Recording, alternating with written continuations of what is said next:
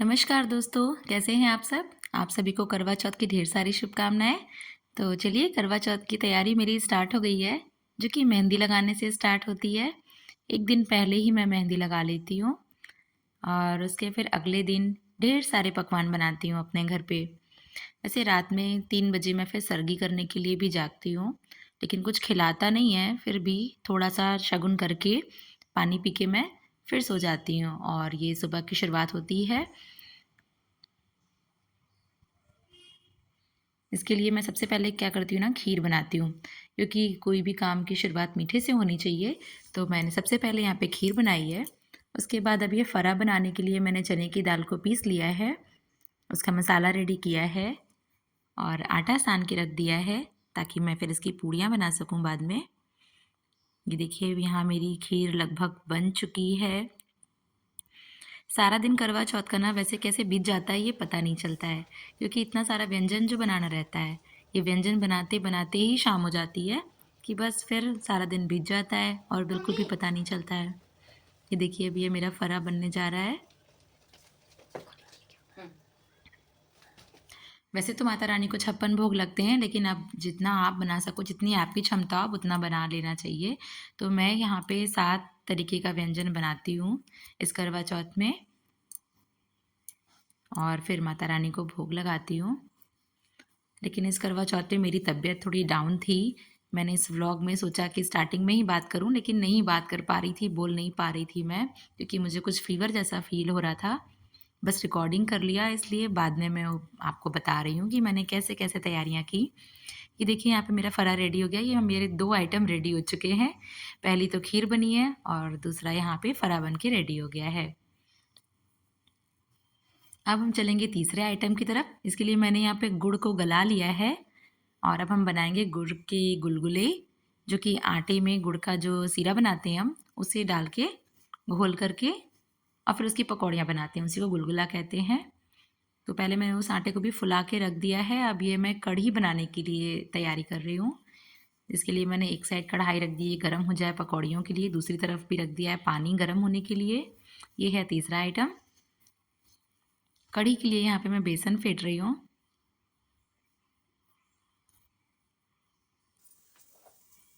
इसके बाद निकालेंगे पकौड़ियाँ।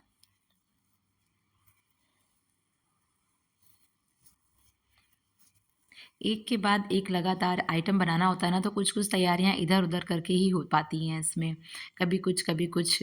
तो देखिए, पकौड़ी बन के मेरी रेडी हो गई है और अब यहाँ पर बस मैं गुलगुला बनाने जा रही हूँ। और देखिए, एक साइड मैंने कढ़ी को भी चढ़ा दिया है। ये भी लगभग अब तैयार हो चुकी है। फिर फटाफट से मैंने यहाँ पे पूड़ियाँ बनाई।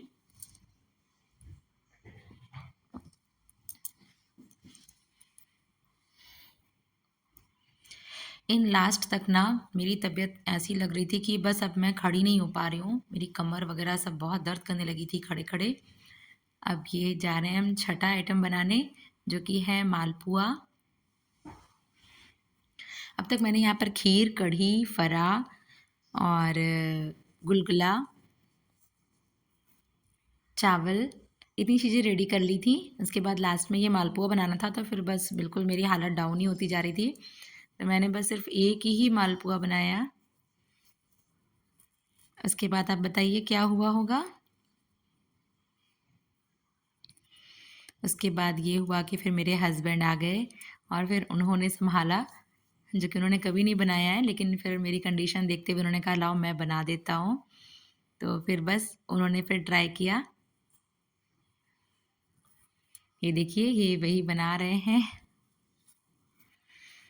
स्टार्टिंग में थोड़ा सा रंग बिरंगे बन रहे थे, क्योंकि उन्होंने कभी ट्राई नहीं किया था।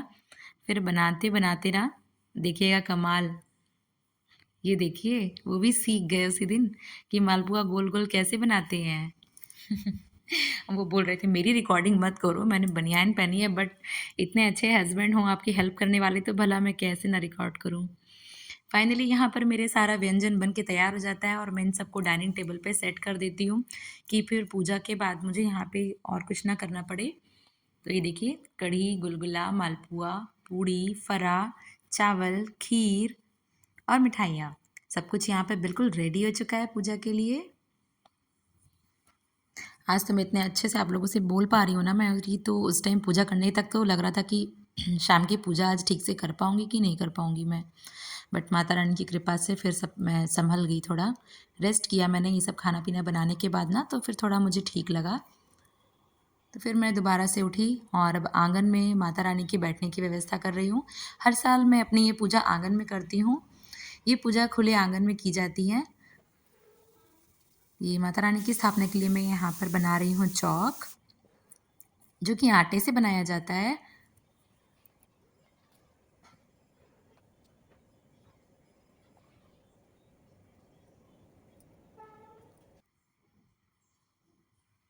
उसमें थोड़ा डाला जाता है हल्दी और रोरी डाल करके उसे शुभ बनाया जाता है।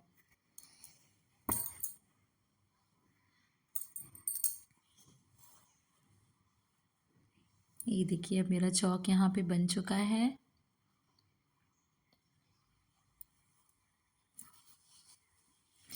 इस करवा चौथ का ना यार साल भर तक इंतज़ार रहता है, और जिस दिन आता है ना तो उस दिन बस मज़ा ही आ जाता है। लेकिन अगर थोड़ी सी भी तबीयत डाउन हो जाए ना ऐसे दिन पर, तो थोड़ा सा वो लगने लगता है। लेकिन फिर भी मैं संभल गई शाम तक फाइनली, कि मैं अच्छे से अपनी पूजा पाठ कर पाई। अब यहाँ पर हम बैठाएंगे चौकी, जिस पर हम अपनी माता रानी को बैठाएंगे। अब ये देखिए मैंने अपनी पूजा की भी सारी तैयारियाँ कंप्लीट कर ली हैं। करवा, जल, फूल माला, मिठाइयाँ, फल, सब चीज़ एकत्रित कर लिया है। और फाइनली मैं तैयार होके सज धज करके आ जाती हूँ अपनी पूजा पर। सर्वप्रथम गौरी गणेश जी की पूजा की जाती है इसमें।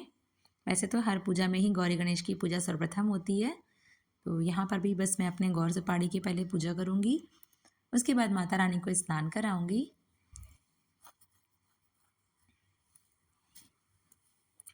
इस पूजा में 2 करवे का इस्तेमाल करते हैं। एक करवे में दूध और जल को भरते हैं और उसमें वो जो सीख मिलती है उसे लगाई जाती हैं 7, और फिर उसके ऊपर एक कलश, एक करवा रख करके उससे मिठाई, दिया और चावल रखा जाता है, और दूसरे करवे को मैं मालपुआ और गुलगुला से भरती हूँ। ये मैंने रिकॉर्ड नहीं किया है क्योंकि कुछ चीज़ें नहीं दिखाई जाती, इसलिए मैंने इसको रिकॉर्ड नहीं किया, तो मैं आपको बता दे रही हूँ। इसके बाद हम यहाँ पे करवा चौथ की कथा पढ़ते हैं, जिसमें 4 तरीके की कहानियाँ दी रखी हैं इस किताब में। तो वो चारों कथाएं हम पढ़ते हैं, जो कि बहुत ही सुंदर हैं। इसमें बंडा भैया की कहानी है, एक साहूकार की कहानी है, एक करवा नाम की महिला की कहानी है। इसके बाद हम करते हैं जब कथा कंप्लीट हो जाती है तो हम करते हैं यहाँ पे सर्वप्रथम गणेश जी की आरती।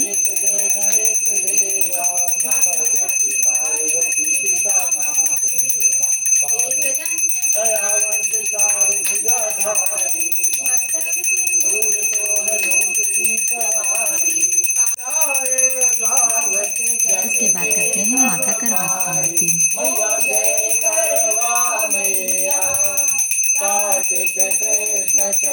भैया पीछे चलो थोड़ा सा।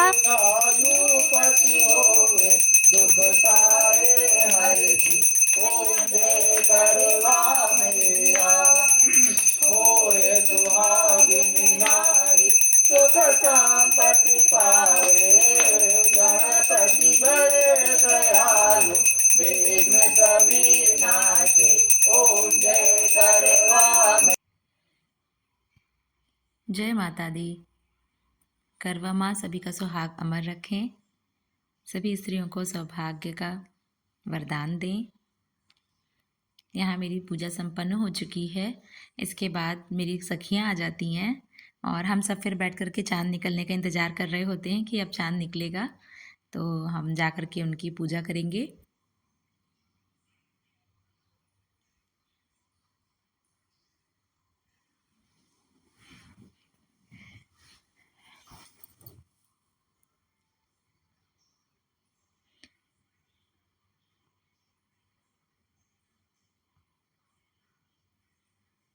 ये देखिए यहाँ पे चाँद निकलने का समय हो चुका है, तो अब मैं जा रही हूँ अपनी छत पर चाँद देखने के लिए।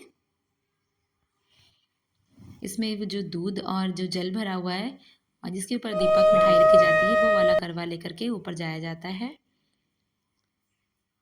फिर चंद्र देवता का आगमन के लिए हम शंखनाद करते हैं और छत पर बनाते हैं चंदन की मदद से एक चंद्रमा।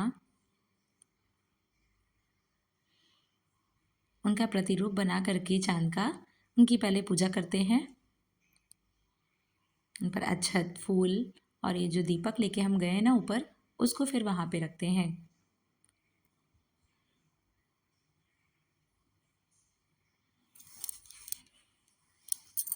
एकदम उगते हुए चंद्रमा की ही पूजा की जाती है। जब एकदम निकल रहे हों भगवान, उसी समय इनकी पूजा होती है।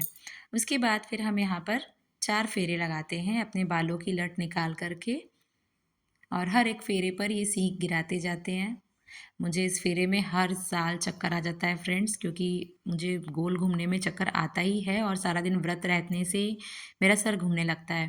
तो मेरे हस्बैंड बस अगल बगल खड़े रहते हैं कि मैं कहीं गिरूँ ना, बट इस बार भी मेरा सर घूम रहा था, लेकिन मैं थोड़ा सा संभल ले रही थी, वरना एक आध बार तो ऐसा हुआ है बस मैं गिरते गिरते बची हूँ, इतना तेज मेरा सर घूमा है। इसीलिए ये मेरे हमेशा पीछे रहते हैं कि मैं कहीं गिरूँ ना।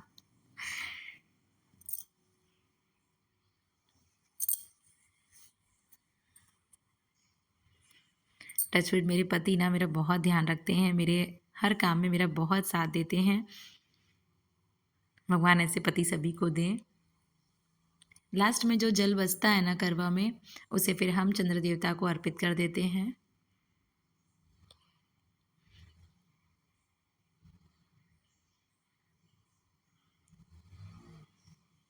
उसके बाद फिर इस दिए को और चलनी को लेकर के चंद्र देवता की अब पूजा करेंगे। जहाँ हमने चांद देवता की पूजा की वहाँ पे फल, मिठाई, फूल सब चीज़ें अर्पित की जाती हैं। अब मैं करूँगी चंद्र देवता की आरती।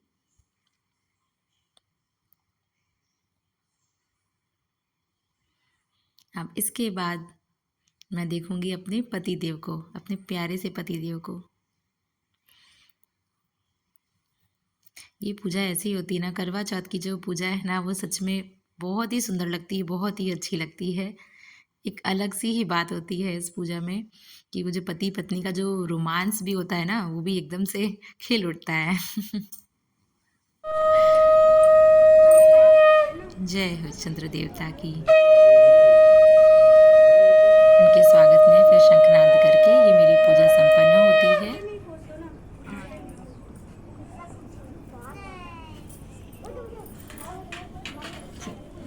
इसके बाद हम करवा माता को आकर के प्रणाम करते हैं, अपनी भूल चूक गलतियों की क्षमा मांगते हैं कि अगर इस पूजा पाठ में कुछ गलतियाँ हुई हो, त्रुटि हुई हो, तो उसके लिए माता रानी हमें क्षमा करें। और हर साल बस ऐसे ही दिन बनाए रखें कि हम सब आपका स्वागत करें, अपने पति के संग आपकी पूजा करें। माँ सब पर ये कृपा बनाए रखें।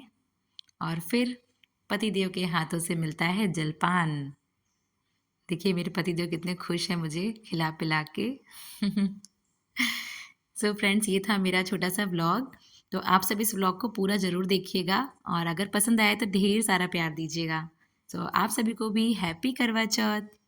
Bye bye.